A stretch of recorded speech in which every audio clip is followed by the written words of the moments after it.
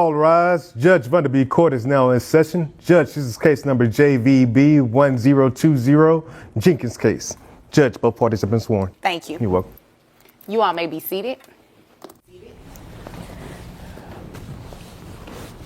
Okay, Ms. Harrison, Yes. you brought this case before the court. What's going on? I am here today to request child support and back pay for my 2-year-old daughter. Okay. And where is Dad? That's a really good question. I'm wondering the same myself. I mean, me too. It looks like he was served to be here today. Yep. So we can just continue without him. Okay. Okay. Do you know how much Dad makes? Do you have any financial information on him whatsoever? I know he definitely makes over $100K a year. Okay. And what does he do for a living? He's a neurosurgeon. Neurosurgeon, all right. Do you have an exact... All right, folks, buckle up because today we're diving into the Harrison case. Miss Harrison is taking legal action to secure child support and back pay for her 2-year-old daughter. Here's the twist. Her child's father, a high-paid neurosurgeon, didn't bother to show up in court, despite being properly served. Bold move, but not necessarily a smart one. The judge isn't letting his absence delay the proceedings and pushes forward without hesitation. Miss Harrison claims the father earns over $130,000 a year, yet hasn't contributed a single cent toward their child's upbringing. With the judge gearing up to calculate his financial responsibilities, this case is shaping up to be one dramatic legal showdown. Let's see how it all unfolds. Amount of, what's the word I'm looking for? Do you know how long he's been a neurosurgeon? About at least 7 years. 7 years, okay. And you said he makes over 100. Do you have an exact number that he makes? If I had to guesstimate, I would say about 130. 130? That's about average? Yes. Okay. All right. And did you do any research to see if that was like customary for somebody who's been a neurosurgeon for all that time? Or is that like entry? I think that's about average, so it definitely could be higher. Okay. So we'll just base it at that then. Okay. Okay. And then you say you're requesting back pay. Yes. For the past 2 years, he hasn't provided anything? That's correct. Hi guys, I hope you're enjoying the show. My name is Vonda Bailey and I'm a licensed attorney in the state of Texas, and I handle matters that are related to child support, child custody, divorce, and adoption. So if you need help in any one of those areas, please feel free to give me a call. Anything? That's correct. Okay. Did your daughter go to daycare or anything like that? Yes, but I provide health care and daycare for my daughter. Thank you for saying that. How much is health care? That is about $125. $125? Monthly, yes. Okay. And the $125, is that for your daughter only or is that for you as well? Daughter only. Okay. Miss Harrison takes the stand with confidence, presenting her case in clear and precise detail.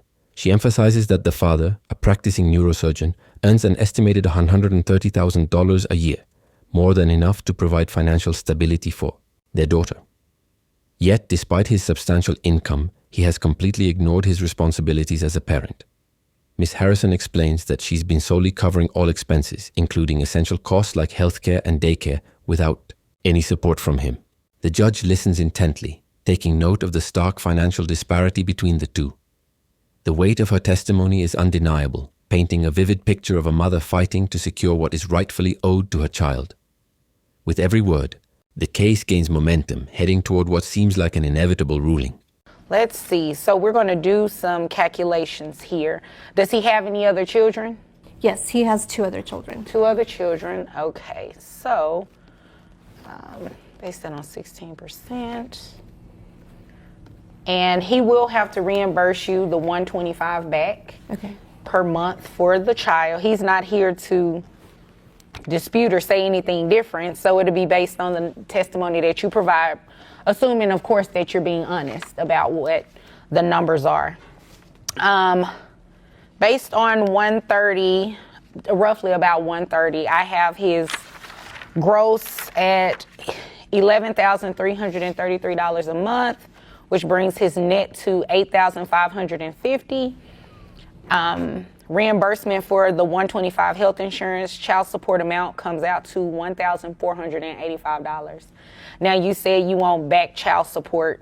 Are you asking for that for the past 24 months since your daughter has been born, or? Yes. Okay. He's been in and out of the picture, but not financially, and I truly believe parenting it takes both sides to be there, so. I mean, correct.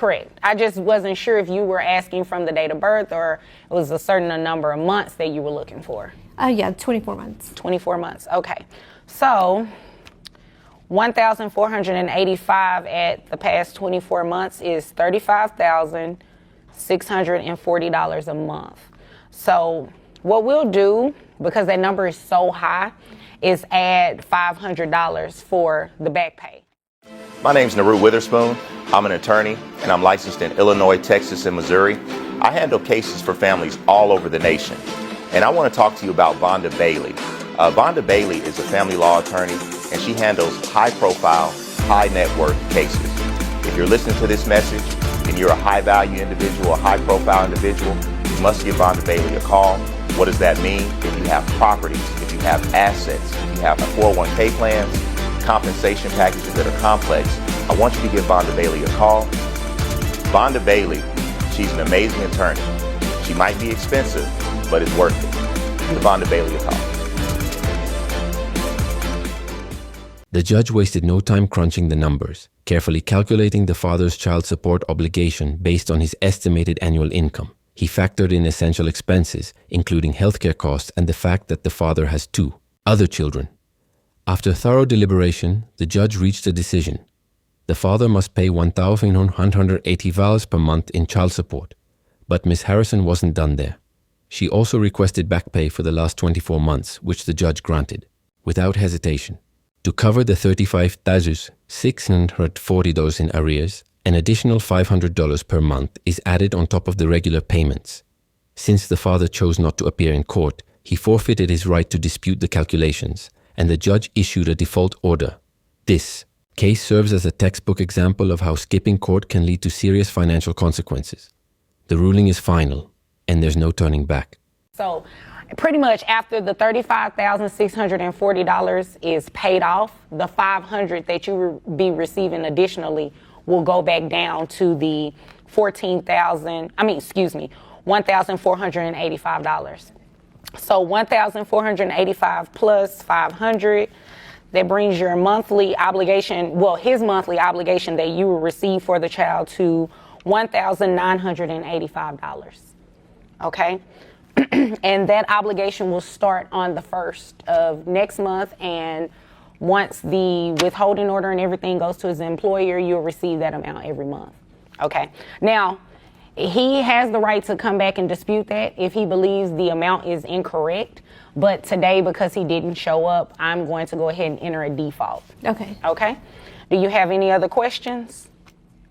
Just one quick question. If my number is lower and it turns out that he does with you more, is that number going to change? That's a great question. And yes, it will change. Okay. Unless he can, like I said, if he can bring in something that shows differently, and if he brings in any financial documents that shows that it's higher, his child support will be raised. Okay.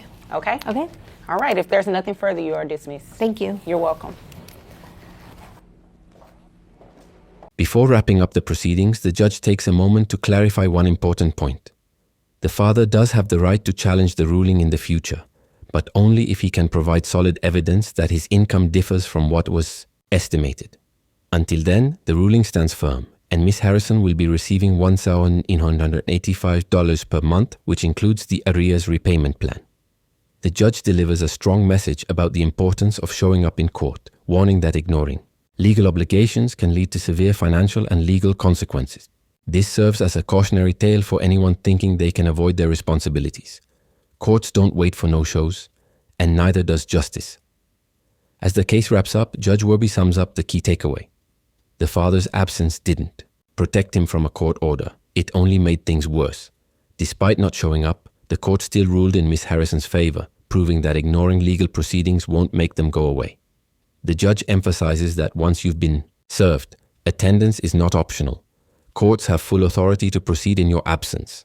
This case isn't just about one parent dodging responsibility. It's a broader example of how the legal system ensures children receive the financial support they deserve. Whether it's personal drama or legal principles at play, the message is crystal clear. You can run from court, but you can't run from the consequences.